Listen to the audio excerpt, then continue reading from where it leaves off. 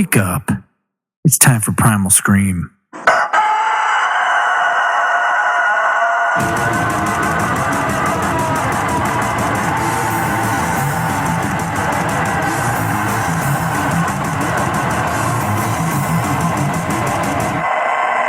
right, welcome back to the Primal Scream. I'm Matt. I'm Todd. And, what's today? What's today? 29th. It's the 29th? Yep. Junior leaves tomorrow afternoon for boot camp. Daddy's sad, but he'll get over it. You're dealing with it. We had a little man's send away. Man off? Don't say man off. That sounds really queer. We had a man off last night with a lot of meat. Don't combine all of that. We had a lot of meat at the man off last night. We did. The man send off. Very masculine thing for Junior. Hey, we got a special guest today on the podcast. Nick, head manager of CrossFit 2.2. Hello. Cedar Rapids, Iowa. Yes. And we're going to be talking about CrossFit. We're going to be talking about getting in shape, and God, I'm gonna rape your mind. Okay. Jesus Christ. I am ready. About working out, about the different disciplines, about the differences between CrossFit, bodybuilding, old school bodybuilding, all that, powerlifting, where you see CrossFit going, where did it come from? We're going to be going all over that stuff. Todd has had CrossFit training. Yeah. I'm a total virgin. Well, I had you popped my cherry. Yep. Oh, the friend thing. Yeah. That's right. I came to bring a friend day. Yep. I remember that. And he's too fucking cheap to do it. Go ahead. We're just get it out of the way right away. I'm really cheap. I'm a cheap fucker. So this is what we did. This is what I did. I thought, you know what? Well, Todd's doing this. He can impart some knowledge to me, and he can show me some moves. So I'm going to buy some bumper plates. I'm going to put up I prefer we, by the way. We I'm sorry. We purchased some stuff like a backyard gym scenario. And Nick saw he fucked me up every time. Saw the box you made on Facebook. Yeah, I did. That was a really nice box. I'll make you as many as you want. I want those. Did you look into the tire thing? No, I didn't get a chance to get over there. There's no rush. I heard the tire information from it's some local business. Yeah, they kind of do that. I think like every year because I heard about it last year and like I remember looking at it. It's the same business, so okay. They do that quite a bit, but we got enough tires right now. But you're set. We've got tires. Awesome. Anytime I see something, I'm like, hey, that might benefit somebody. Yeah, and it's free. Yeah, exactly. I'm doing that shit. I'm letting somebody know about it. All right. First question. I got a question for you. I have answers. Or do you want to talk? Go for it. No, I'm good. Down. All right. I saw for CrossFit, I came across this video and I thought, this is fucking hokey. Mm-hmm. So have you heard about this? CrossFit Defense? CrossFit Defense? Yes. Okay. What's your feelings on it? Have you heard about this? I have not heard about it. It's if we're talking about the same things, it's a seminar. It's, right. CrossFit promotes this. I believe it's called the Spear System. It's put on by this guy Tony Blauer. I want to say Tony Blauer. Yeah. It's like a seminar. You go there, you pay. Just like any other seminar you kind of go to, and they give you like the layout or a foundation of their training system. I had an offer to go to one that they had in like Iowa City or some shit, but I was too busy on a weekend and I just couldn't make it. It wasn't important enough to me for me to go to it. Right. I actually don't know anybody that's went. I don't know much about it. I just see it on. Yeah, I just saw a video of it, and it's basically like a self-defense class. Yeah. But they incorporate it into a CrossFit scenario. Like, if you could describe in your words, describe CrossFit. Mm-hmm. What makes CrossFit different than what I'm used to? I'm used to regular weightlifting, bodybuilding. I think everybody's kind of you think about going to the gym and lifting free weights, curls, the very static movements, very traditional. What's the difference? What is CrossFit compared to that stuff? In my head, like the way I try and put it out there with people that don't know, like in this, and I don't want it to sound like we're elitists or anything like that shit, but it prepares you for athletics. Like it builds athleticism. Like mobility. Everything. Yeah. Mobility, speed, power, agility, endurance, strength. Going to that first class, and it was just a it was like a beginner class because the invite is bring your buddy, so you're obviously bringing people who don't know what the fuck they're doing, right? So you took it easy. I mean, I looked at it as a kind of a general workout. Correct. It was still intense. Workload was intense. Like, you knew that you were working out, but because I was sucking my legs. Yeah, were a lot of people trembling. come in there and they get it's horrible for them. Yeah, you're like, holy shit, what happened to me? And you're in there for like 10 minutes, right, doing a workout. But it's the work is hard, but it's at a skill level and movement wise where everybody could do it. Like there's not anybody in there that couldn't do a burpee. Like there's nobody in the world that's physically, well, I'll take that back. But for the general public coming in there, they're going to be able to do a burpee. Are they going to do it real well? No. Are they going to do it, and be great at it? Or are they going to, start sucking in about 10 minutes? Yeah. But everybody can do it. Right. That's what's kind of so great about CrossFit is no matter what level that you start, you're going to be able to start somewhere. And I think another thing as being a CrossFitter that's a benefit or that I see is you are surprised at the level that you get to without even thinking about it. Because I go in every day thinking, oh, okay, this is today's workout. And then 6 months later, I'm like, oh, I can kill 25 burpees in a row. No problem now. It's very evidence-based. Like everything we do is evidence-based. Like there's so much data that if you choose to, use that data for your own personal fitness goals. Like, I promote having some sort of journal, like a WOD book or whatever. Sure. Where you write down exactly what you do every single day. Just like Todd said, I about messed that up. You can go back and 6 months later, if we do a particular workout again, which we do revisit things. And all your workouts are their names, right? Not all of them. They have a benchmark workouts. Okay. They have hero workouts. So those are like named workouts. Like our female workouts are all named like Fran. That's your typical one. That's kind of the CrossFit epitome. That's like what it goes back to is like back in the day when everybody's benching, like, oh, how much do you bench? Right. That's kind of what Fran is. And I was like, well, what's your Fran time?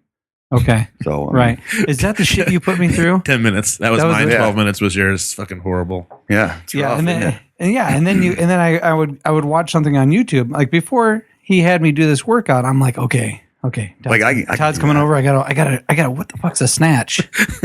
What is all this? What's this kipping pull up thing? Mm-hmm. And so I'm watching all these videos on YouTube. I'm like, okay, we're gonna do a Fran. So I watched a Fran. Oh, I can do that. Yeah, I can do that. 2 minutes, 5 seconds. They got this shit done really early. I'm dying. Yeah, dying. And every single workout that he put me through, I'll say this: I'm in my late 30s. For those of you listening, late 30s, I was extremely fit as a younger man. I'm kind of falling off in my older years, but still kind of look at myself as a physical guy, somebody I've been around weights in the gym since I was 13. I feel very familiar with movements, and I was still caught off guard. It's humbling. It is humbling. It is so humbling. Like I remember the first time I did a CrossFit workout, I was coming back from a deployment. I was in the military. It's like, oh, I lift weights. Like I run, I can do all that stuff. Like I was, I fought in the war. Like CrossFit, whatever. This will be nothing. Yeah, I dropped the fucking barbell on my head. I was so tired. Like I had it overhead, and it was just like I was at the point that I was blacking out because I couldn't fucking breathe. Now this is the point that I would like to make that I was so cocky about before going to. Well, I was really cocky up until recently, thinking about this more. Was I can do these movements. I'll watch it and then I'll do it. Yeah. But the thing I forgot from being a personal trainer back when I was younger was there's a lot of things that there's not a mirror in front of me when I'm doing CrossFit. When I'm doing it in my backyard, there's not a mirror there. I can't critique my form. I don't even know exactly what I'm looking for when I'm doing it. The mobility stuff, I wasn't doing that before the workout. Todd came over one day. He's like, hey, we're going to do this workout. and we're shooting for maybe 100 kipping pull-ups. I'm like, you're fucking crazy.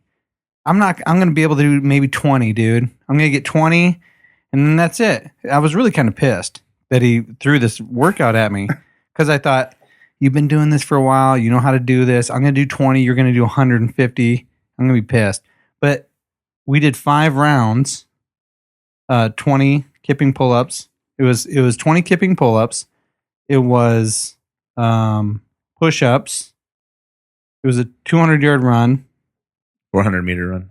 It was one of the WODs. I would during the summer I would just leave when I wasn't. Yeah, working. he would do 2. He would do. I'd come over and do workouts. the same workout with him. So good. Not the powerlifting part, but just the WOD. Yeah, right. Yeah. So I got through. I started with pull-ups, and I get through 4 rounds, and I just started my 5th round. So I got like 96 pull-ups in. I couldn't believe it. Crazy to think of, like, right? If you're not from that background or CrossFit background, you know, just tell a person like, hey, I'm gonna have you do 100 fuck pull-ups, and they look at you like you're crazy, right? And you almost immediately say, "I'm done." Yeah, in your head, you shut it down way before think, you even start. Yeah, you think about that huge number, and you're like, I quit. Yep. I mean, in your head, you need a trainer. You need somebody to push you. Luckily, I had him, and he would say, "Hey, 10 seconds. Let's go. Get up there. Do 1. You can do 1. Do 1." Yep. Where do you think I got that from? I'm sure you got it from this guy. I don't have the technical skills for some of the lifts for sure because I'm still working on all that stuff myself. Right, but if you're doing this at home, it's not. I don't think that it's not something that it's like impossible for you to do at home. No, not at all. Like, you know, I think everybody should be able to have some equipment at their house just to do things. Like, I think that's super, super important. If it's, part of your life and you're making this conscious choice to be fit and to be healthy and be strong and all this, and say, hey, CrossFit, and this is fuck anything. Like, you doing yoga, fucking belly dancing. I mean, if you are committed to it, you're going to do that all the time. Like, you're going to find ways to get better. And, part of that is having equipment at your house. Yeah, I think coaching is, you have to have a good coach to start out with. Right. You have to. Because not only are there a lot of videos on YouTube about Fran and hero workouts, but there's a lot of fail workouts. There's a lot of CrossFit fail videos of people getting on there and they're like, oh, you're watching it going, you're using way too much weight. See, I'm one of those people that I don't think I'll never go back to a traditional gym.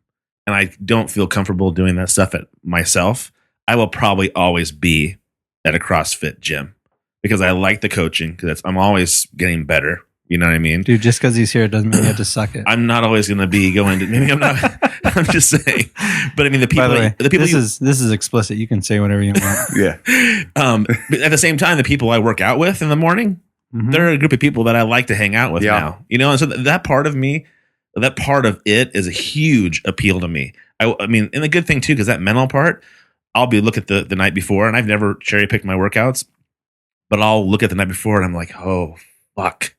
And then I'll be up half the night thinking about it. It was terrible. You told me the first couple times that you did CrossFit. The first month and a half. He couldn't sleep. It's what it does. It's crazy. The mental side of it. I mean, I think that's the for me, the most gratifying thing to see a change, in a person is just their whole outlook. They're just the mental side of it.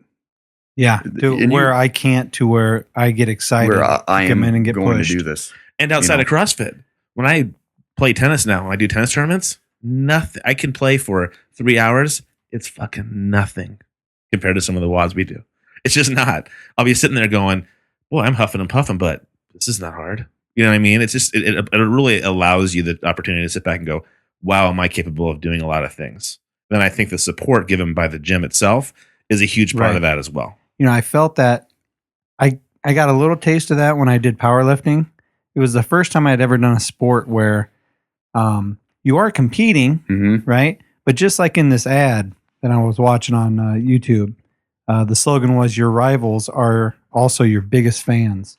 So, here I am trying to bench press and get my personal best, and all these powerlifters like cheering me on. It was the first time I'd ever seen that. My first experience with that. And that is similar with CrossFit. Very, very similar. I mean, It's like a huge family. Even though you're trying to be number one, you're trying to beat whoever and get the most reps or do the most weight. When somebody's done, they're over there. They're over there cheering you on. Yep. Yeah. I thought that was great. What thing did we go watch? Where we were watching people do. You invited me. You're like, hey, you want to go outside of Cedar Rapids, north of Cedar Rapids? CrossFit 151. Oh yeah, 151 had their. It was early summertime competition. Was all outside. Yeah, it was pretty good. That was the first one I'd actually gone to see. Holy shit! It was just women versus men. Yeah, the ratio. What a switch. Well, I was thinking about being there, and there's some real selling points to CrossFit besides the cardio result, besides the mental feeling better about yourself. The men and women that come out of CrossFit after being dedicated to it have the most amazing bodies of any athlete I've seen. Just across the board. They're amazing. And the women are just exactly what we're doing. My God. But the important part of that, though, that's an after effect. That is that. You're right. That's the after effect. Yeah. But to see these people push themselves so much, I mean, that's if anybody wants to take on a challenge, if anybody wants to change their lifestyle, everyone looks at, okay, well, this person's doing it. They look great. I want to look like them. That's a huge motivator for somebody to try something new. And oh my God, ladies, you want to turn some heads? We got some bad girls. Holy shit. Yeah. It's beautiful. I mean, not just in the face beautiful, but the body, the structure, the strength, the ability to. I'm watching them going, I'm already dead. Just watching you, I'm tired. It's just, to me, it's a beautiful thing. They're strong, fit, capable women. They're athletes. They're athletes. I mean, that's what it boils down to is we're building an athlete.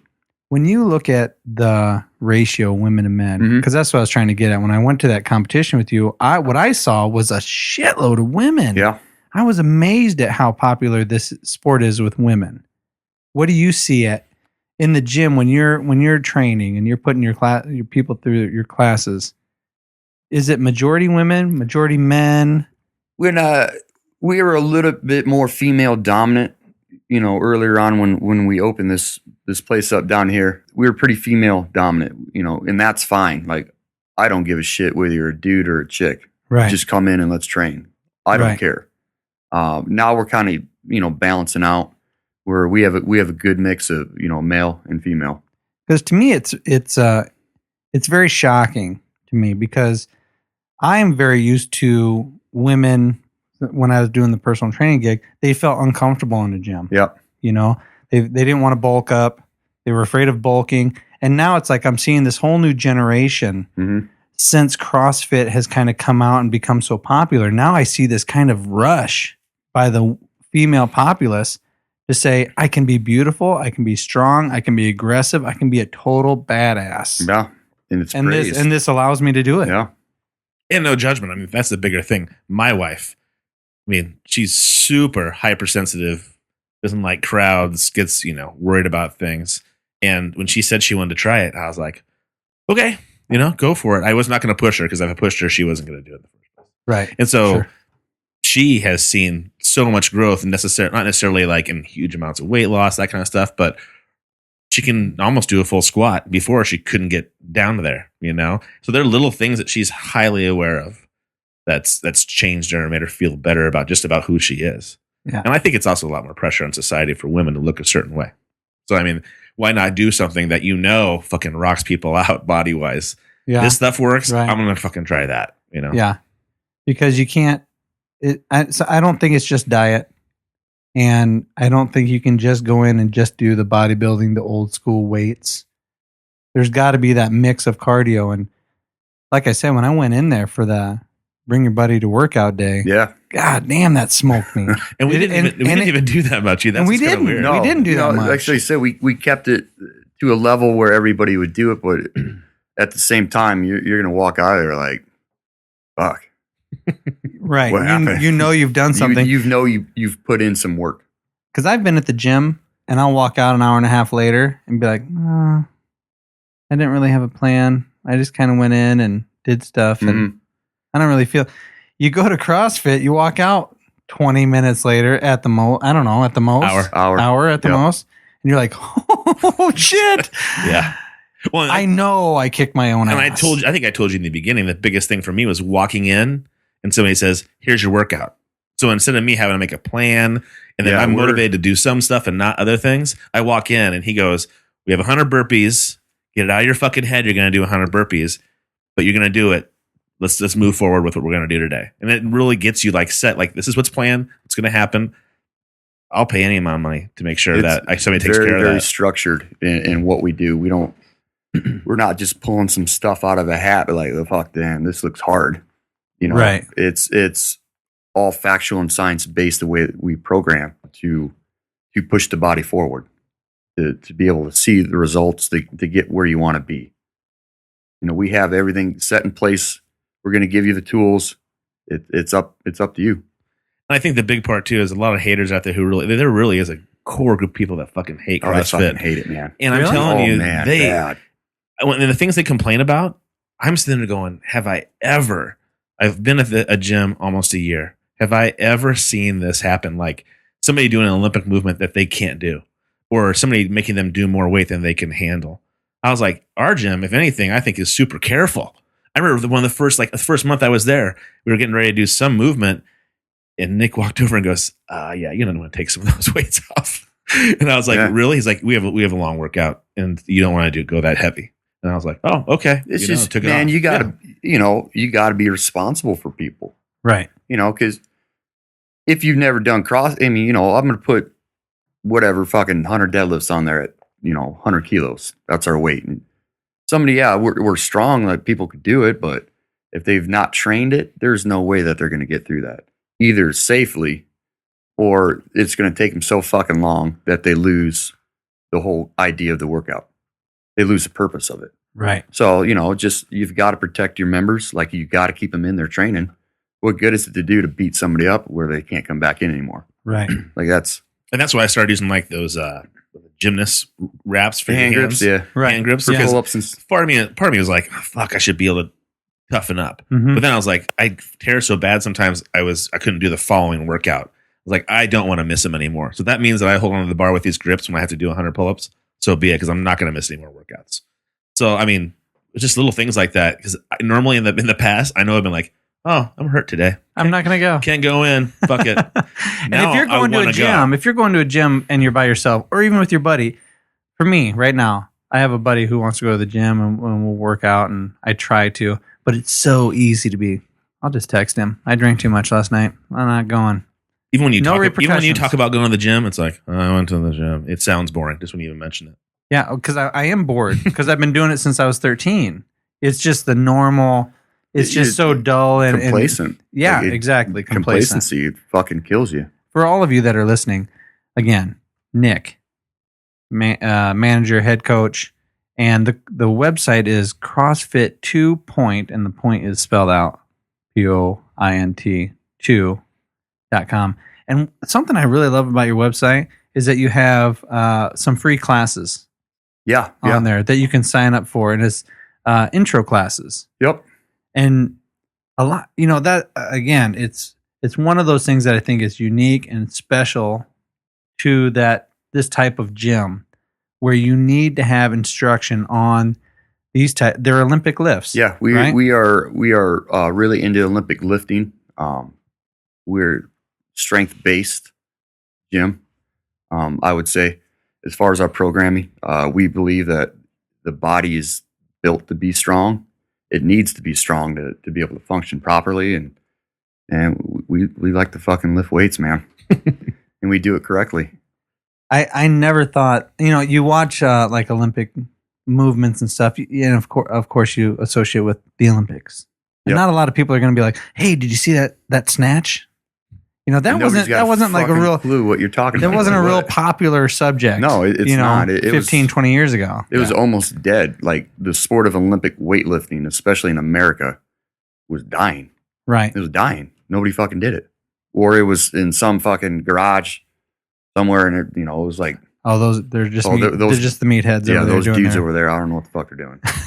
Like they don't do curls and shit, so it's odd to me. But now he's posted some things on the webpage of the 2.2's webpage that shows CrossFitters who are getting strong enough and now start doing some of this Olympic lifting. Like, yeah, they're amazing shit.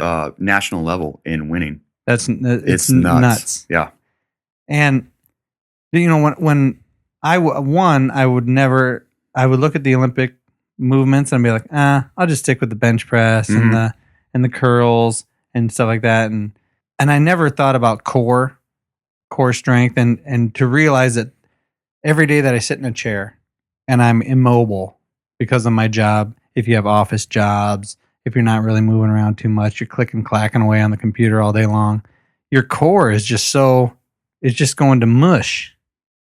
And to do these Olympic movements, how much it strengthens your core. You cannot do them if your core is not tight. It is that simple. You will fail. And that's one thing that I've learned over this last year is that I have got to be rigid when I am doing with my core when I'm doing this stuff. Otherwise, nothing works. And it took me a little while to figure that out. It's the whole, it's the foundation of any athletic movement. You have to have and be aware of your core position. You have to be constantly aware of it. The minute you let your core lax, you're going to miss a lift. Minus, technical shit like, you just fucking miss a lift. Like, okay. But if you're starting out and you're not aware of your core position, you're done before you even start. I know Todd and I were working out. He's like, hey man, how's your core feeling? I'm like, what's weird? I can't feel my core. And it was almost a joke how silly that sounded, because I've let it go so much. And by the way, your core is your gut, your abs, your midsection, the whole trunk of your body. For those of you that are listening, you're like, what the fuck's core? But that's one of the things I recognize most in people who you can tell. I shouldn't just say all CrossFitters, but the person who got me involved, when she lost a tremendous amount of weight, I could tell she lost weight, but she looked fucking fit. That was the thing. She still had weight on her, and she had lost about 60 pounds, I think, but she looked fucking athletic. I just could not believe how great she looked. And she had awesome posture. Now, my wife and I, when we walk around, we notice each other's posture because you can't do those lifts unless you have good posture. And so you're not going to have it just in the gym every single day. You're going to do it wherever you're at. It helps you all the way around. And when it comes to static lifting for stuff, I never made a correlation between that and then CrossFitting until I realized that I am doing upward pulls. I am doing all those movements are just using all those muscles together and that mobility. That's why I think I'll never go back to that kind of lifting again. Because I just don't see a benefit from it. I'd rather be able to run around with my kids till I'm 60 or 70 instead of be able to bench press with them at some point or, something like that. It just seems silly to me at this point. How do you work around as a trainer? How do you work around people's injuries? Because you have older people too. I mean, you have all ages. We have right? everybody, man. You name it. Like high school kids up to, I've got mid-60s.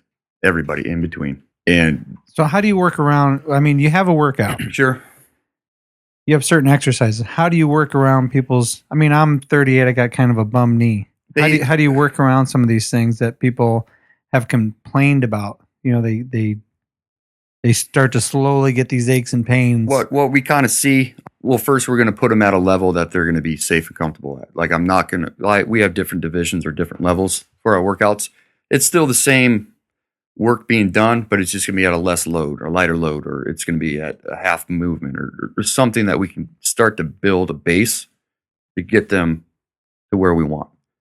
And we kind of see what like some of these injuries people are talking about, like, oh, my fucking back hurts, like, oh, my knees hurt. Like we start putting you in good full range of motion and keep you aware of your body position. We find that those injuries, those nagging aches and pains, they go away. Just by making your body stronger, building bone density, building tendon strength, fixing your posture, like just getting rid of some of the old habits and teaching correct and proper form through range of motion, people get better just on their own. Like knees don't hurt, backs don't hurt because they are a stronger person. And I would say that my back has never felt better. My knees have never felt better. And I never thought I'd get down to squats like I am able to do now. Yeah. Everything feels better. And I like I said, took NyQuil every night for about 2 months so I could fucking sleep. And I took Advil every night to make sure I didn't wake up because I was so fucking sore. But then after a while, I was like, okay, this is starting to work. And I just knocked all that shit off. And so once in a while, I might. Yeah, I mean, you're still going to be fucking sore, man. Like, we're asking you to do some work. Right. But it's not going to be. There's good sore and then there's pain. Absolutely. Yep. And the nagging pain that people accumulate throughout their years when they get done with high school, they're no longer doing sports. They've committed themselves to being a mom or a dad, and they're the provider, and they're going to work every day, and it's all day long. They get done with work. Now they got to make dinner, and they're like, oh, God, I don't got any time to do anything. I just want to sit and relax. And that sitting and relaxing, that's probably more detrimental than anything else. It's good for let the body recover, but your body is built to move, to be strong, to be fit, to be athletic. We're not made to fucking sit here. Right. I would point out his posture and ours right now. We started talking about it. I'm like, fuck. I'm also drinking beer.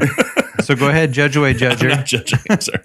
You know what? I'm not judging. The more I was researching CrossFit for tonight's podcast, I was like, man, I'm really, if anything could get me going, because that's why I went into powerlifting. I was doing just regular weightlifting, bodybuilding type of thing.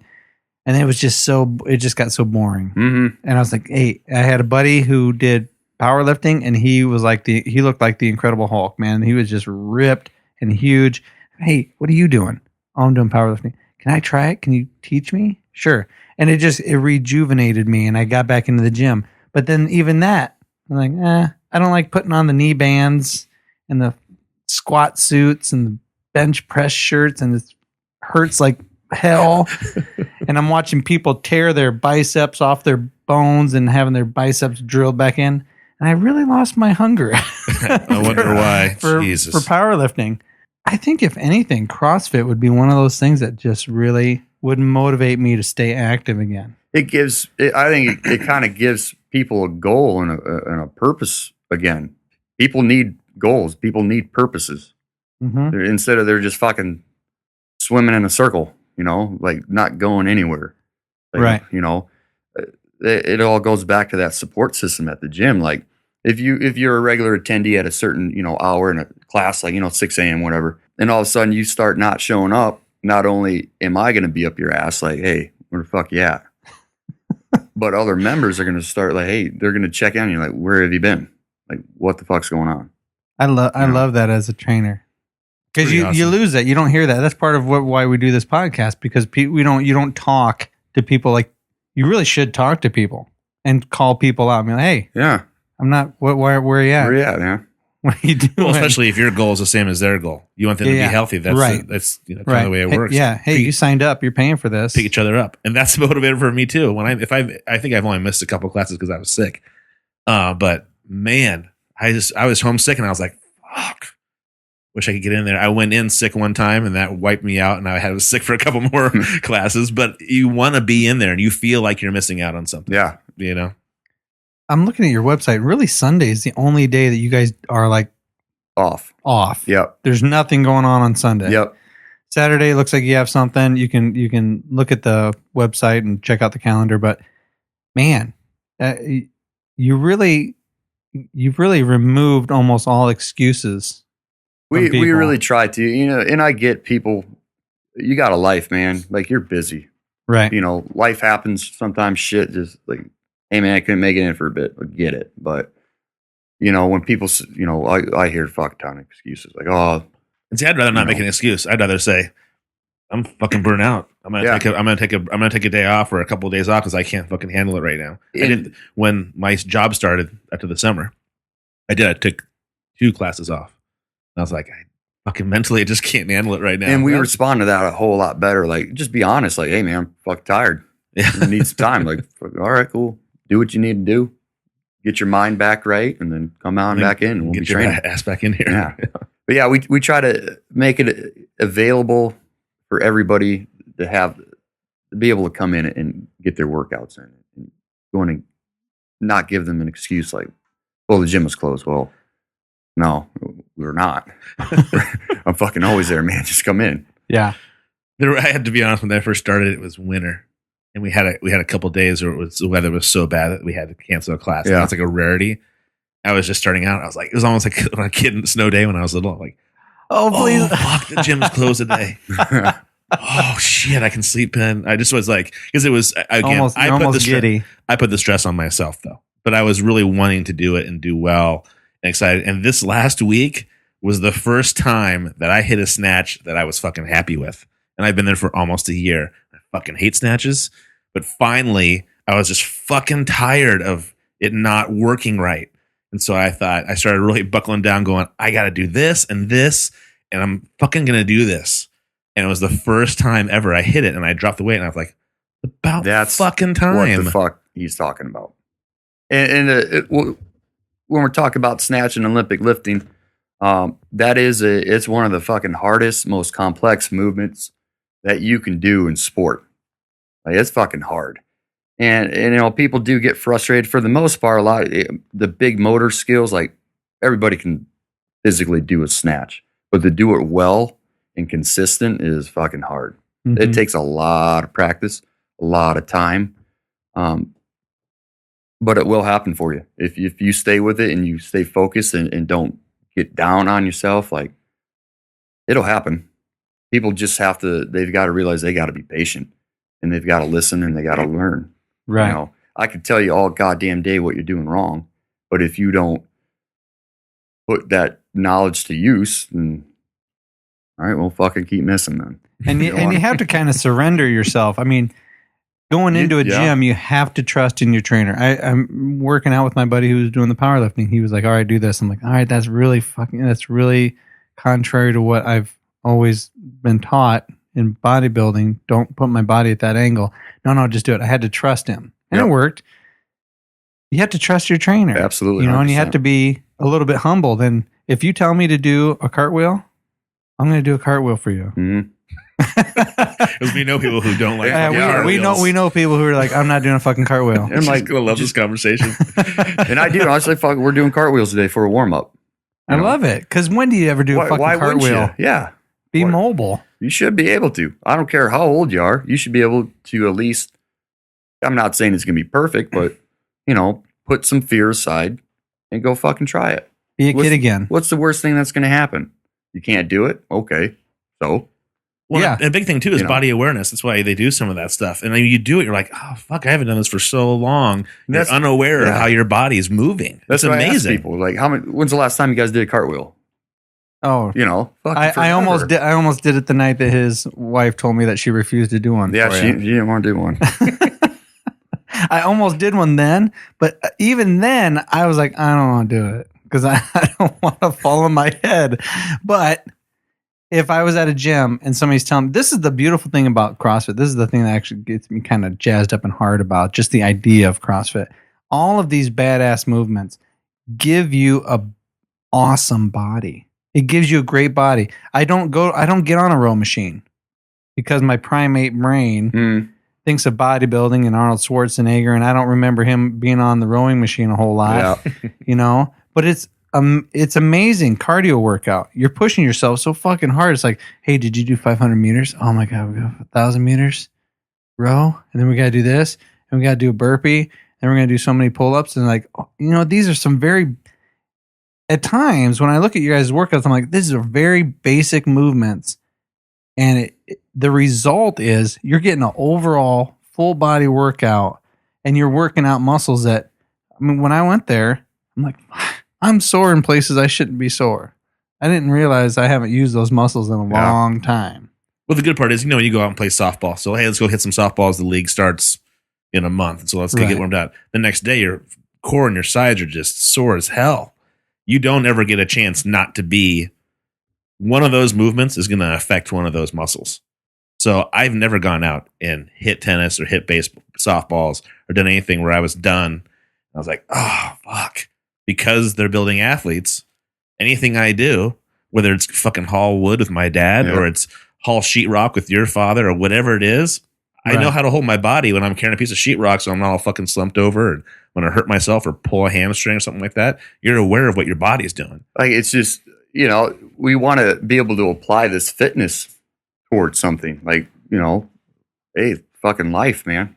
apply it towards life. Like, and I always talk about, being able to do pull-ups, why, that's so important. Like, for whatever reason, I don't know, you're fucking fighting bears or something. You got thrown off a ledge and you're hanging there. You better be able to fucking pull yourself up. Yeah. As a human. Can you pull your own body weight up? Can you pull your body weight up?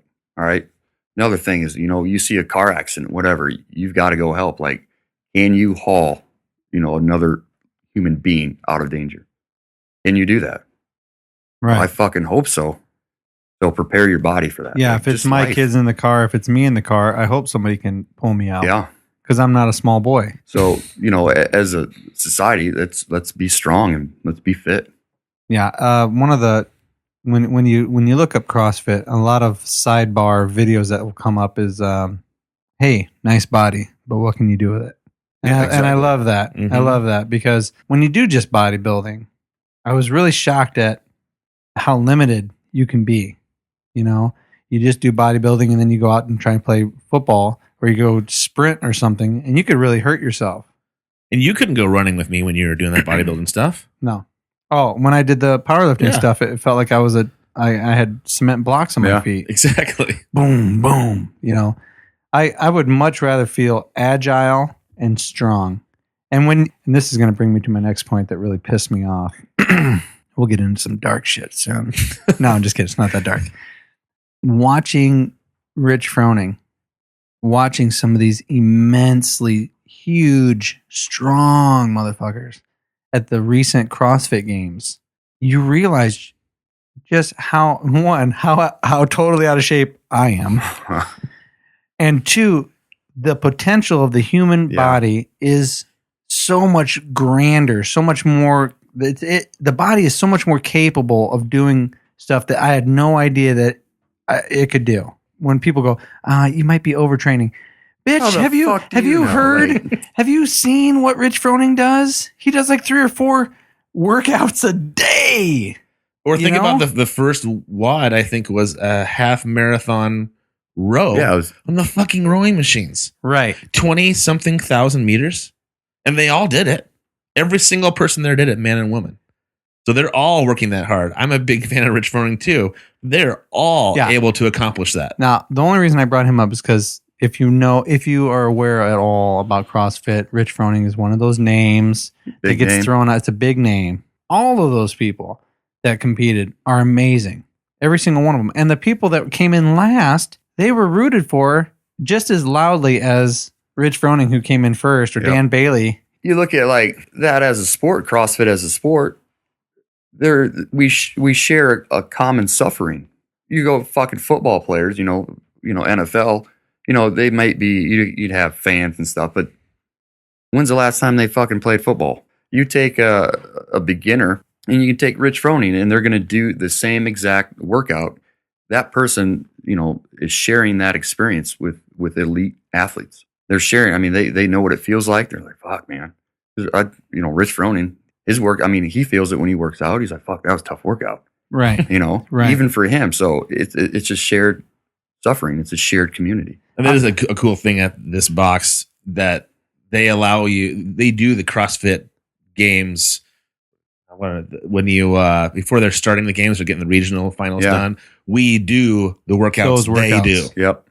And then we get to watch them do those workouts. That's really hot. It's fucking awesome. And it makes you like, oh, I'm doing the same thing he did. Now they're fucking rock stars and they can do Fran in 2 minutes and I can't. But at least I know that they've done Fran 1,000 times and that's how they got to that level. It makes it relatable. Humbling and, a goal set.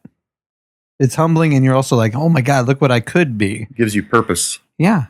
Look where I can get. People need purpose. Well, is it Jason Khalipa? Yeah. Again, I remember watching videos of him from a couple of years ago, and he was starting out, and he'd done pretty well. Now he's gotten to a level where he's become much more of an elite athlete. In the while, he was way at the bottom of the pack for a lot of years, and then he just fucking upped his game. I remember him being really of a big dude. He's still a big guy, but is huge. But he's leaner. He's so much leaner than he used to be. I remember him doing handstand push-ups, and he just failed and fucking failed and failed. And I think it probably dropped him out of the games a couple years ago. I'm not very familiar with it, but now he can fucking rock it out because he's put the time in and he's gotten better at that lift and he focused on it. I don't know. I'm a big fan of his. I'm going to work out at his gym in the middle of October. I'm going to California, and his gym is near my brother's house. So I'm going to stop in there and do a lot. That's cool. CrossFit exposes your weaknesses. Like when you're just going into a regular gym, just fucking doing your thing, like you're obviously going to gravitate towards things that you're good at. Like I can fucking bench a house. So, guess what you're going to do? You're going to bench all the goddamn time. Right. And then you forget about things like legs. You don't fucking squat anymore. So they get so top heavy or whatever, but CrossFit makes you do things that you suck at. They make you do it. You've got to get better at those things that are hard for you. Why keep doing something that you're good at? I want to be able to fix what's broken. Like I can't do handstand push-ups for volume. Like I can't do 100 of them very quickly. So that's something I need to work at. My gymnastic movements aren't that great. Guess what? That's what I need to work at. Is CrossFit basically it's a marriage between gymnastic, mobility, and Olympic weightlifting? Is that where it all really, yes, kind of. It all depends on how your box programs it, how your programming goes. They take all these disciplines. They take gymnastics, they take endurance, running, they take Olympic weightlifting, they take circuit training, and they throw it all together. Like they coin this phrase like we specialize in not specializing. Like I don't want you to be super, super good at just lifting weights because then we start to specialize. I want you to be good at a whole bunch of fucking things.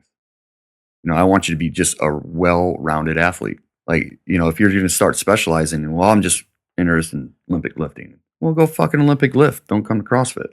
Am I happy that you can snatch 130 kilos? Shit, yeah, that's awesome. But can you go run? And the cool part too is it's fun. That's it's fun. Saturday, I went to their workout and I had to leave early, unfortunately. But I looked at what we had to do, and it was like 50 reps, 100 reps, 50 reps, and I'm like going, fucking, this is going to take me all day long. Right. And then they said you had to do it in teams. Then you get to be with some people like, oh, how do you want to break this up? What are you good at? And what you get put with people that, if you went into a gym and you're just doing the regular bodybuilding thing, I might go to a gym for a year and I only know the guy I'm working out with. Yeah. Like you don't fucking talk to anybody. Right. But the CrossFit idea to me, because I haven't been there, I've only been there once, it really seems more family oriented. It really seems more team oriented. It goes back to that idea of relatability. The people I was doing this workout with this weekend, I'd only seen a couple times. I knew of them, but I didn't know them very well. So it gave me a chance to know them better. That just gave me a chance to, I saw them and they were looking around to see who could be teams. I thought, well, we'll do the three of us. Like, okay. I think they're newer, but we had a great time. I got to know them better. Yeah, that's why I do like to do like team workouts on Saturdays, because you go during the week and you have a set time. Hey, man, this is when I can go. So you kind of only start to know those people in the class. Well, fuck, man, we got 100 other members that you don't see. So let's mix it up. Saturdays, like go with somebody you don't know. Go sweat with them. Go share this workout experience with some random guy you don't know. And when you say that, it makes me think. It reminds me. Yeah, that's why this guy doesn't have any time for anything else. You have to really love something, and it really seems, and you really come across to me as you just so passionately love not only this sport, but being able to help people, being able to create really well-rounded physical person. It's almost an awakening for people who've never, you've probably had people that walk into the gym and said, I know I had, I've never sweat before. Yeah. I've never done shit before. I never did high school sports. Yep. And to take somebody who's never been active and to say, and then to take them to a point where you're like, hey, you're really fucking well-rounded. Good, man. Like you're becoming, you're able to do whatever you want. Yep. You can put your mind to. Yeah. It happens all the time. Just to see somebody like fucking great. I'll stop blowing him in a second, but he technical wise, I've never in my life, and I guess I've watched all the videos, I've seen all that, when he instructs technicality of what he's offering us, of the movements that we're working on, you're not going to not learn how to do it, and you're not going to get better. It may suck, and it may be your first time, but every single time he shows a lift, it's exactly the last time he showed a lift. And if you watch him actually do the lift when he's doing his workouts, he'll do them as well. It's the exact fucking same thing. It's so all the same all the time that it makes it so reliable for you as a trainee that you're like, okay, that's right. I didn't fucking do that last time. I got to make sure I do that. It's every single time you do it. The other impression that you give me, it reminds me of my old wrestling coach. Yeah. And I really loved my old wrestling coach. There's a bond that you get with people who are hard to please. Yeah. We've talked about that. This new day and age of giving everybody a blue ribbon and saying everybody's special and never being hard on somebody and always being easy to please, it really robs people of this drive to please. Because he does it all the time. He stops us and goes, I'm seeing a lot of this, or I'm seeing a lot of that. You've got to remember this. But to hear the disappointment, to feel that energy, to have a trainer be like, you know what? You're not bringing it, and I'm not pleased. So get your heads out of your asses. I mean, that impression that I get from you, it reminds me of my old wrestling coach. And when I made him happy, when I did something, when I came off the wrestling mat and he was fucking lit up like a Christmas tree, it meant the world to me. Yeah, people need that. Like, yeah, exactly. We say we can't just be like, oh, you did a great job every single fucking time. Because then they get complacent. They're like, well, I'm doing great. When, no, man, you really suck. You're not really doing what I'm trying to teach you here. Or they're just not thinking or whatever's happening. Yeah, they've got a bad day and they're bringing that shit in the gym. Don't. Leave it fucking there. You're here to train. Like, that's what you're here to do. So fucking do it right. And I think the example I gave you was of the trainers at our gym, who I love all of them. You have to work harder for compliments if that's what you're going for. But I think I said something to you, like, was talking about another trainer, and I said something to you about, yeah, I don't hear much from Nick, but I do know that when I hear it, I really am doing something well. He's not going to give me kudos for fucking showing up. Right. Right. I mean, and you said, right, doesn't it make it more important that you're earning something from him? I said, absolutely. Yeah. I would rather have somebody bust my balls and be in there for a while and not hearing, hey, great job. Good job, you. I would much rather have somebody who is, when they say something like what you said, if somebody says something to me and they say, you fucking nailed that snatch. The idea that kind of makes me giggle. You nailed that snatch, dude. Daily. Goddamn right, I nailed that snatch. It's a lift. Relax, everybody at home. Sometimes it's a lift. Sometimes it's a lift, and if it's not, I feel good about it. Also, it's good both ways. It's great both ways. Give me compliments. I don't know how you saw me nail that snatch. Anyway, that's neither here nor there. And of course, I wasn't complaining about Nick's not being nice to me. It was more of like, I was aware of what I needed to do to make sure I'm getting better. Yeah, again, it's just another piece of that recipe that makes CrossFit, when I listen to it, when I hear you talk about it, it's like, oh, that's what's missing from going into a gym. You're going to be at the gym soon. I can feel it. I got to save up some pennies. Oh, shut up. So let me ask you this. Yeah. What are the different ways to attend your gym? Do you got the punch card thing? I do have the punch card, and I'll be honest with you. I'm trying to get away from it because, damn, I was like, oh, that's my end. I want people in there more, just for their own fucking sake. You know, if you want to get better, I'm sorry, a punch card once a week's not going to cut it. And I've got some members that do that because they work and they travel a lot. So it's not that they don't want to do it. It's just they have certain things in their life that they have to take care of. Work. Yeah, I get it, man. You got to go do that. But when they are in there, they train and they work their ass off.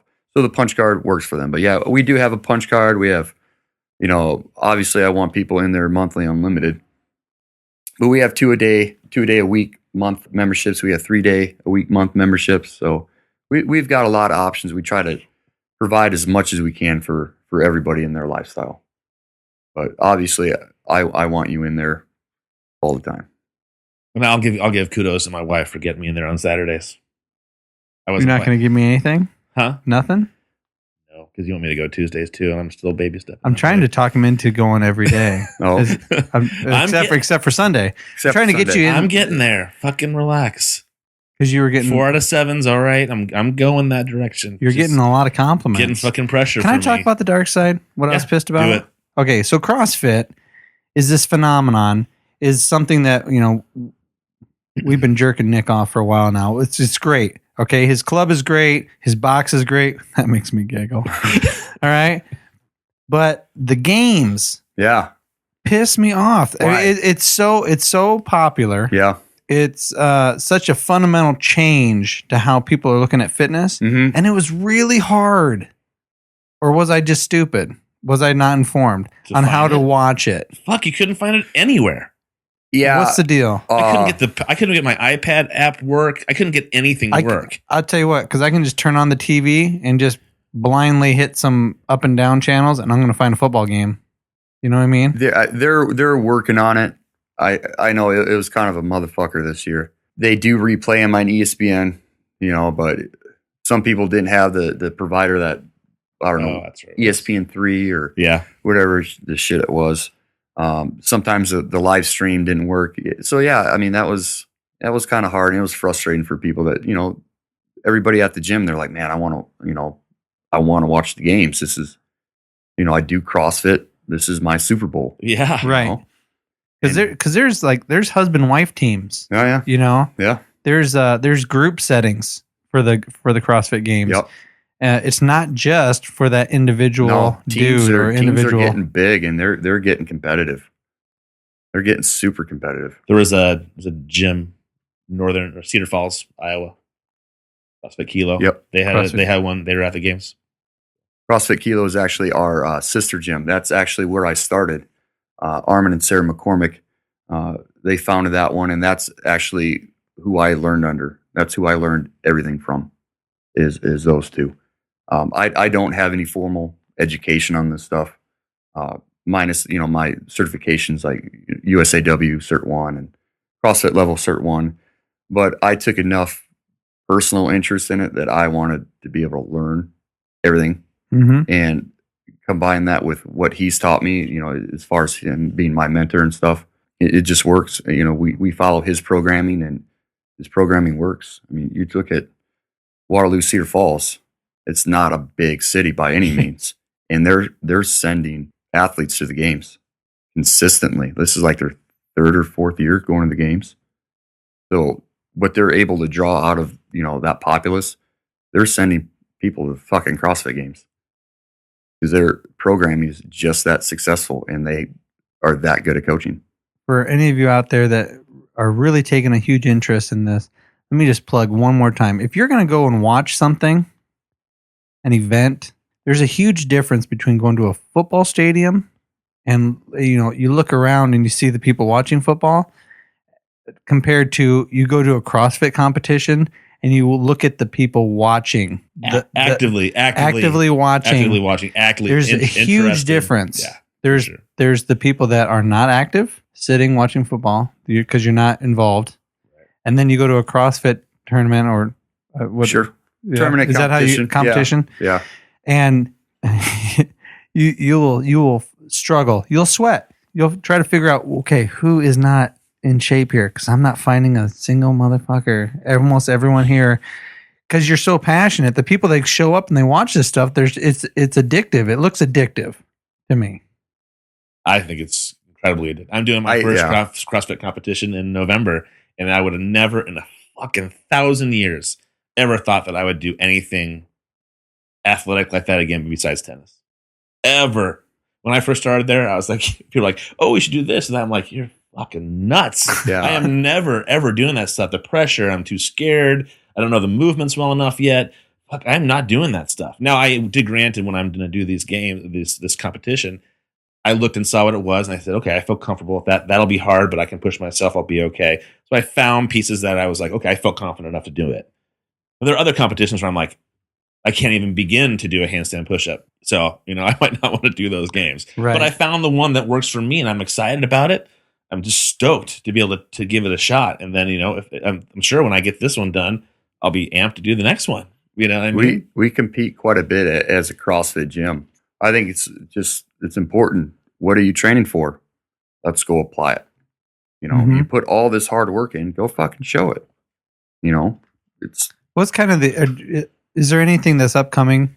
Yeah. People should know about. Yeah, I go compete next weekend at the Granite Games in St. Cloud, up there in Minnesota. That fucking tournament is huge.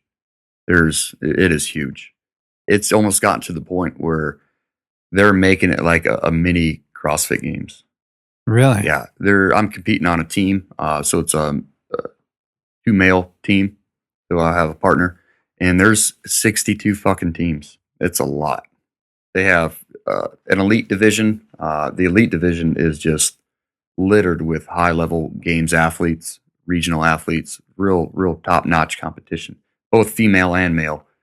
Then they have another division. It's called ASRX. That's that's still going to be a tough one. It's just maybe a slight step down.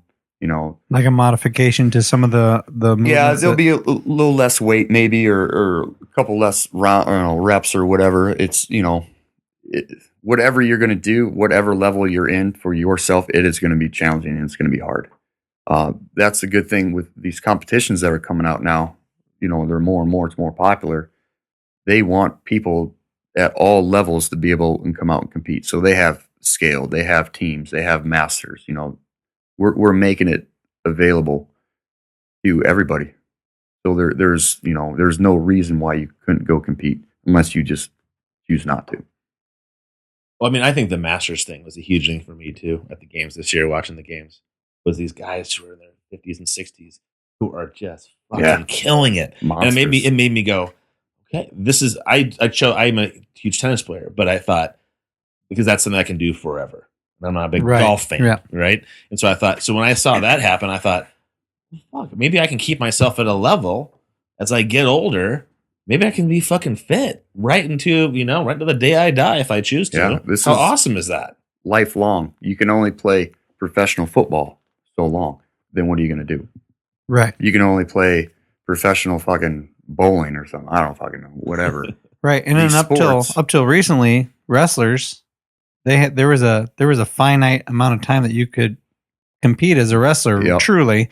And now the UFC comes out and wrestlers are really kind of finding an outlet on that. And as a segue, CrossFit for you allowed you to be able to compete recently, right? Yeah. In wrestling. Yep. What was that all about?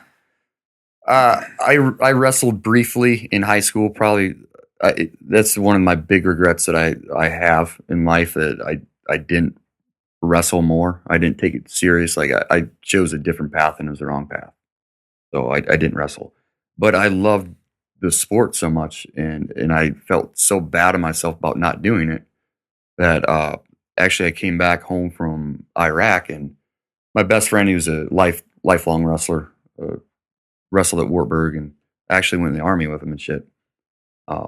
Started coaching at our old high school, which is Waterloo East High. And he said, hey, just start coming up, start just being around the room. And, I ended up talking to the head coach, which is Willie Gatson at the time. And knowing that, my background, I didn't have much to offer besides just, I knew how to do CrossFit. I could add the conditioning and that type of motivation towards a wrestling program. But as far as real technical coaching, no, I'll just be a guy in the room, right, just wrestling. But he gave me a shot and he taught me a bunch, and I ended up coaching up there for 4 years. Really? Yep. Really, really awesome. And then recently, early spring, Iowa games rolled around. Okay. And we had a bunch of buddies we coached with and wrestled with in high school, and they wanted to go do it. I said, hey, let's go do the Iowa games. I'm like, man, I don't know. Because in Iowa, wrestling is no joke. It's that's what you do. Yeah. You wrestle. To go there and be like, all right, you're going to go wrestle competitively. I was like, oh man, I don't want to get my shit pushed in and look like a fucking idiot. I do that enough at the gym. But you know, and it's just I put my fear aside, and I told him, I said, all right, I'll go do it. So I got myself prepared. Like I started wrestling up at the high school, you know, just being up there in the summer program, just helping out, just to start rolling around again, just so I wouldn't get out on the mat and look like a complete fucking idiot. Right. So I put in some time, some prep work, and then went and competed in the Iowa games and did my thing. How'd you do? I won. He's being humble. He fucking won. I know he fucking won. But my point is, what I'm trying to get at is, without CrossFit, it would have been fucking horrible. Like it would took me a year to try and. How old are you? I'm 30. You're not a spring chicken. No. You're not over the hill. No. but I'm not 20. Yeah. You know, I'm older. But I would never have thought, oh, you know what? 30. I'm going to go wrestle. I'm going to go. I'm not just going to roll around with Uncle Joe. I'm going to fucking compete. I'm going to go somewhere and I'm going to compete with people that know what the fuck they're doing. Right. Yeah. You're going to line up across from a dude and you're going to go. Right. At an Iowa tournament, no less. Which is fucking impressive. That's awesome. That's another testament to the power of CrossFit. For sure. I believe so. Yeah. Just mobility, just being able to move and fit and strong. And now the owner, what, CrossFit Kilo? Yep. Right. What's his name again? Armin McCormick. Now he's an ex-Marine. Yep. Are you still in the military? No, or no? I currently got out. Yep. All right. So I had a question. I came across a video, and it was a CrossFit video. Is CrossFit Online episode 2. If people, I'll put this in the comments of people who want to download the video, or they want to go to the website and download our podcast. I'll have the link in the discussion portion. But the question was, should women serve in combat? And I thought it was to ask that question to a group of people. I don't think there's any better group of people to ask to have a better answer than a group of CrossFitters, right? And they had men and women on there. They had an ex-Navy SEAL guy on there. They had a female firefighter, but they all competed in CrossFit. Mm-hmm. So the range of opinions was really neat. But it made me think about it a little bit more, because I was in the service, and I have a very strong opinion about this. But it also it made me think, you know what? Women are more capable. I think women are pushing themselves more as a whole. Yes. Now, more physically than they ever had before. And primarily because of CrossFit, because of what they're being able to see without the fear of going, oh my God, I'm going to bulk up and look manly. You know, they're so much stronger. They're so much more capable. And do you think, your own opinion? Yeah. Because none of us are right. This is just our opinions. And you can totally disagree. This is water cooler type shit. Break the ice with somebody. Bring it up. Okay? Do you think women... I think a woman can do anything I can do as a man. But I don't necessarily agree with them being together on the front line in an infantry type scenario. No, absolutely not.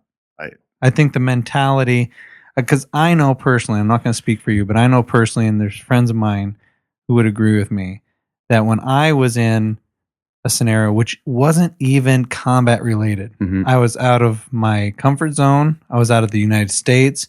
I was in a shitty area that just smelled like a toilet all the time. And for anybody who's been in the military and has ever been out of the United States can understand this statement. You felt like you were in a shithole. Yeah. And after a few weeks, it's hard to not, no matter how great of a person you are, because I'm pretty great. I definitely am not a bully. Okay. But no matter how good a person you are, I found myself doing deplorable things, acting in a way that I'm ashamed of now. I would hate to have had a woman right next to me when I'm at my worst. Yeah. I'm not saying that they're not capable of being in combat, because they're in combat right now. I mean, shit, the Israelis, the purple berets, they use women as sniper officers and it's not trainers. It's not a new thought. Like it's nothing new. Chicks have been in, females have been in combat for a while. They're in combat now, just because they're not labeled as a frontline combat ready unit. you go on a convoy or whatever, and all of a sudden, it's a supply chain, and there's women in that unit, and they become under attack. Well, what the fuck are you going to do? You've got to be able to defend yourself. So women are in combat right now, so that's nothing new, but to be, I think, mixed with a male unit, no. I don't think. If they're going to do it, it needs to be separate, have their own, all female unit, do whatever they wanted, that's fine. But I don't think they should be mixed, male and female. Yeah. Cause some of the comments that, and again, I'll have this link on the discussion page of the website. Some of the comments from the female firefighter was, she really had this, opinion based on, we can do this. Sure. You can. We can do this. And the other female was like, yes, you can do this. But at the same time, if you're not understanding, if you're being a distraction to the male soldiers who probably will be outnumbering us, but if we're such a huge distraction because we're being hurt, you're possibly being taken away by the enemy, could we be causing more injuries, more death and destruction because we are a distraction to this whole male group? And that's why I think the discussion needs to be amongst military people. Because as a pretty laid-back liberal guy who's going to say women can do anything, but then hearing you talk about it and you talk about it and Rock talk about it, I'm like, I have no fucking clue what I'm talking about. So I might have a grandiose idea of what I think men and women should be able to do and everybody's on an equal playing field. It's just not possible. We talk about the primal scream all the time of being this guttural thing. Men and women being mixed together in these horrible situations. Yeah, there's a good chance something horrible is going to happen, whether you like it or not. You're in survival mode. And again, I was not in combat. I can only imagine upping how I was feeling by 1,000%. And I would have been a monster. I would not have been myself because of the stress that I was under. As somebody who's sitting at home in the United States and they've never been in a scenario like that, they've never worried about their outcome. They've never gone months without speaking to a loved one. They don't know where they're going the next day. They might be going through a village. They might be going on a movement to contact. They might be looking for IEDs. You might just be going on a convoy. I work with plenty of people with vets, and there's at least 3 Purple Hearts that I work with. One guy watched his best friend explode IED right in front of him. They were both in the same vehicle and they were talking across from each other, and he just basically evaporated. Boom, done. That type of stress, you don't want to have to think of your daughter, no matter how capable she is, no matter how strong she is, no matter how strong a mind and brilliant she is. You don't want to think of her being with a group of guys that are so, they're like what you said the other day, you're tacked out in the red zone. You're not thinking clearly. You're in survival mode. Right. So I think that's when you have to say, politics, we can't talk politics. We're not going to say the popular thing, but we got to say the real thing. Exactly. Which the ladies are not going to be very happy. And again, I want to say it was Rock a couple podcasts ago said, if you have a female soldier who's hit and down, if you don't take care of her, even if you're in the middle, she is going to be raped by the enemy. It's like just a given that's going to happen. And the reality of that's what also hit me too. And I was going, fucking never thought about that. I assumed she would just be a soldier and she'd be doing her thing. But that's one more thing I would think as an infantryman you'd have to worry about. Well, am I going to let that happen to her? Fuck no. And that's the harshest end of the right. Scale. Sorry. The least harsh is sexual harassment. Yeah, it becomes too complicated. Right. When you have a bunch of guys together, it honestly, it turns very gay. Not gay as in penetration, but you start making gay jokes. Guys in the military, the guys that I was around, was like, you cocksucker. They're being stupid, and you're doing stuff. You're doing stuff like the Ranger sit up. Because you're gonna. And it is funny. It is funny, and you're gonna put the privates, you're gonna put the cherries through this stuff, and you're gonna qualify them, and you're gonna hang them upside down and put them on a tree, and you're gonna do all this fucked up stuff, and you sound like a 13-year-old. I do right now. I sound like a 13-year-old talking about this stuff, but that's the shit that we do when you're in the military, and it's bonding. It's bonding on such a weird level that when you do get into thick, weird, stupid shit, you're not looking at a stranger from Arkansas. You're looking at like your brother, right? Who you've been picking on for the last 6 months, and you would do anything for. Mm-hmm. And for any woman out there to be like, yeah, I would have no problem being hung upside down, qualifying on a tree, hugging it while people piss around the base of it. Somebody's going to have a problem with that. Somebody's probably going to be, that's harassment. Here's my stress card. No, it's those really horribly degrading things that create this bond that I think you need to have when you go into a place where everybody's scared to fucking shitless. It's imperative as a unit or a team that you can't be there's nothing that's too far out of line. Like nothing's, like, oh, we can't talk about that. Like you have to be so open with every single member that you have on your team, because you're potentially going to give your life for them. Right. That's what it really boils down to is, are you willing and ready to give your life to save a person? And it's not just a person. That's why it's so important to grow and bond as a group, because that's not just, well, fucking some dude somewhere. That's my friend. Mm-hmm. That we've been together the last 6 years. I know everything about him. I know his family. Like it becomes important to know somebody on that level.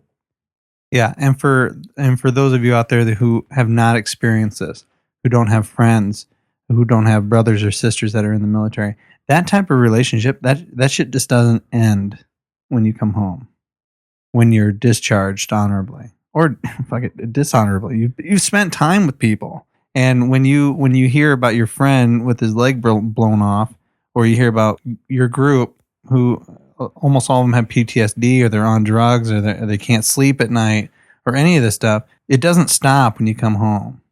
And you've been out for a while. And I've been out for a long time. And you also said you saw in Restrepo, you saw somebody who you went to. when I was getting out, Restrepo, right? That's the documentary. Yeah. In Restrepo, there is a staff sergeant. And when I only had like a year left at Bragg. And he came in. He was this cherry that came in. And he got hurt right away because we were in our barracks. This is back in the day when two people shared a room. Today, it's much different. The barracks are much, much different, I think. Like 2 rooms share a bathroom. No. Everybody used like one huge bathroom. But anyway, there was a private Muscovite. We were just sitting there, when the battalion has nothing to do and they have no training, they're like, hey, go up in your room and practice breaching, So you're sitting in your rooms and you got 6 or 8 guys in this room and they're all just sitting on your bed and stuff, and people are dipping, and you're not supposed to smoke, but we're smoking, and you're bored and somebody's reading out of the manual what you're supposed to be doing. Well, you start flipping open and shut your knife all the time. Everybody has a knife and they're whipping it open and shut, and you're so bored as a soldier. You're like, I want to make sure my knife's sharp. So you have all these fucking razor blade, these super sharp knives, whipping open and shut, open and shut, open and shut. Well, Muscovite, he was like, hey, look at my new knife. Whoosh. He whips it open and he severs this guy's tendon on his hand, hits his knuckle, and he had just arrived at Bragg. And he just arrived. He just got to my team. And then he gets hurt, and so they pull him out, and they're like, "All right, you're going to be working in the office from now on, right?" So you kind of forget about him. You don't get to you don't really know him, so you don't think about him. Right, he doesn't matter to you anymore. But that kid, that private, he went to Ranger School, and he failed over and over and over, and they give you an option in Ranger School. You want to be recycled, or are you going to quit? I'll be recycled. He just kept saying it. I'll be recycled. So they gave him shit duties until he healed up, whether it was a stress fracture in his ankle or foot, or maybe he just failed that section of Ranger School. But he always said recycle. That motherfucker got through Ranger School, which I couldn't do. I failed Ranger School. I'm a pussy mentally that way. But he got through it. And now, watching Restrepo, boom, there he is. Still in. And to see somebody that you know in the line of fire dealing with that type of thing. I was lucky enough. I was in the military in between conflicts, after Desert Storm, after Haiti, before going to Afghanistan, before Iraq. I never did any of that stuff.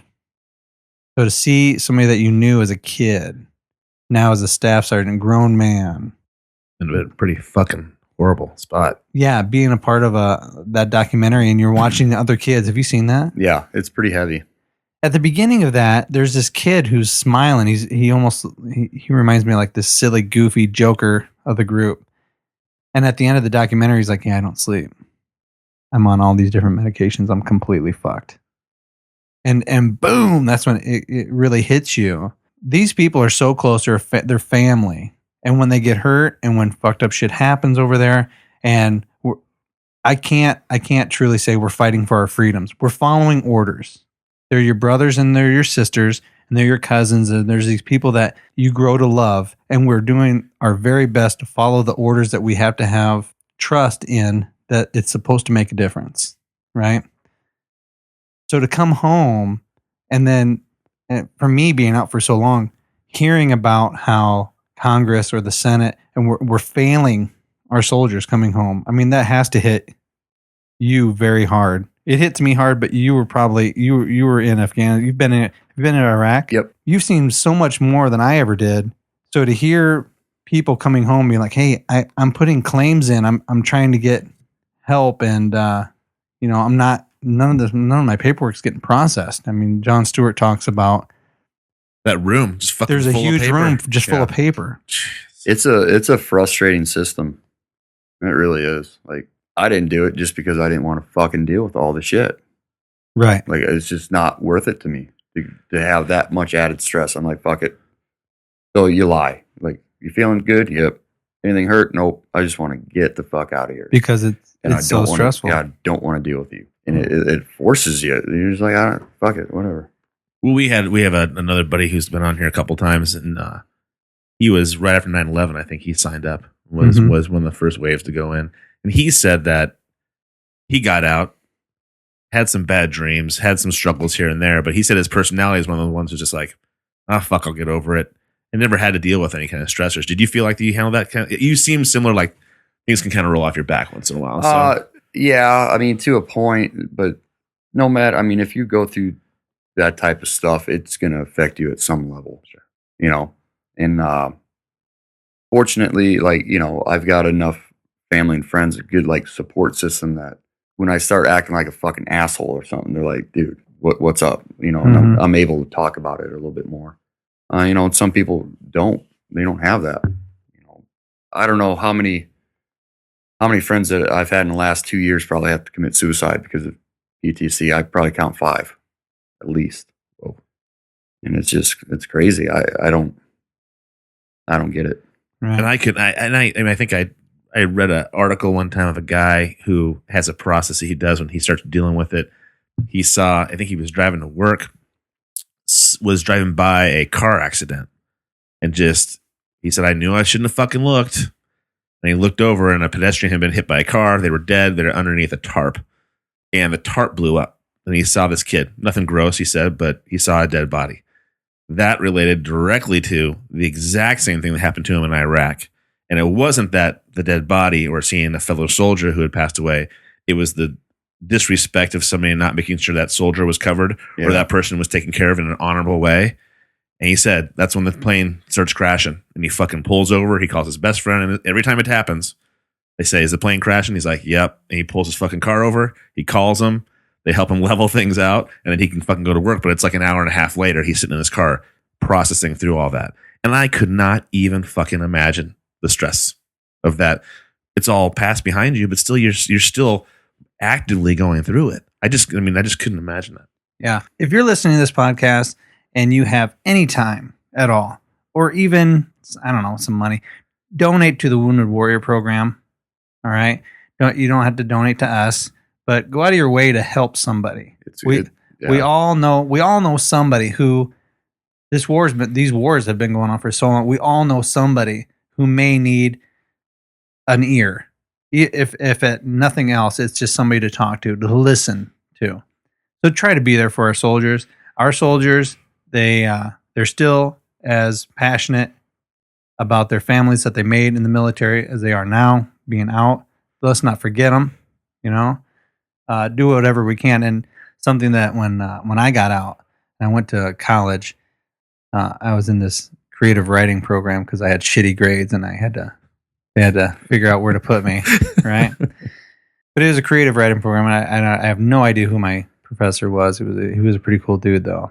We had a writing assignment, and compared to the people that I was with, he read my story or my experience, and he goes, let me quote something from Henry David Thoreau, and he said, "How vain it is to sit down to write when you haven't stood up to live." Our soldiers have stood up to fight, and they've been places, and they don't have to talk about, you don't have to go after them and talk about the military, but we have been places. We've been out of our little safety nooks, these little safety zones.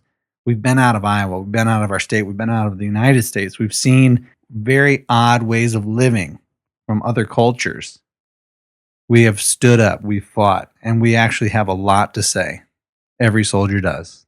The tagline, support our troops, in a way is really shitty, but because I don't want to support the war effort, but I do want to support these men and women that are going through a scarring event in their life. And they're following orders and they're doing the best that they can to deal with it. Let's not forget about them, okay? Let's do whatever we can to take care of them, show them our love and support. I would much rather money and time and attention go towards the people who need it, the people who are struggling with the things that they had to do to survive. Yep. I mean, plain and simple, that's what it is. And if our government's not going to fucking do what they need to do to make sure these guys are taken care of, we will step up and make sure we help them. It's not a fucking joke. It's not an exaggeration that suicide among vets is at an all-time fucking high right now. We talked about it in our last podcast, but that person could be your brother, could be your son. Do whatever you can. It's a really sensitive subject. And I really appreciate Nick sharing that stuff with us because it's hard. It's hard to talk about any of this stuff, open up like that. So I really appreciate it. And there's going to be some links on our website to go to if you want more information. I really appreciate you coming in, buddy. Yeah, I am going to look into the CrossFit. It changed your life. I knew it. Good stuff. I am because, I like it a lot, but plus he's been hounding my ass. And I'm even though I have the stuff in my backyard to do the majority of it. Sure. Just not the same. It's not the same. It isn't. And do I hound you about a lot of things? No. It's changed. It's fundamentally changed the way I look at the world. For a long time, you hounded me about being a vegetarian. Well, that's all over with. You know that. Right. Okay. Enjoy your meat. But usually I don't give you too much shit because you are a pretty good athlete compared to me before this. That you can do the things I can do. And now you're pulling away from me, and I can't handle it. I can't handle you pulling away from me. But that's what pisses me off. I was like, maybe he shouldn't come because I like being better than him at one thing. Fuck. I love all you CrossFit people, especially the women. Dude, you'll kill it. You'll love it. All right. It's lead us out.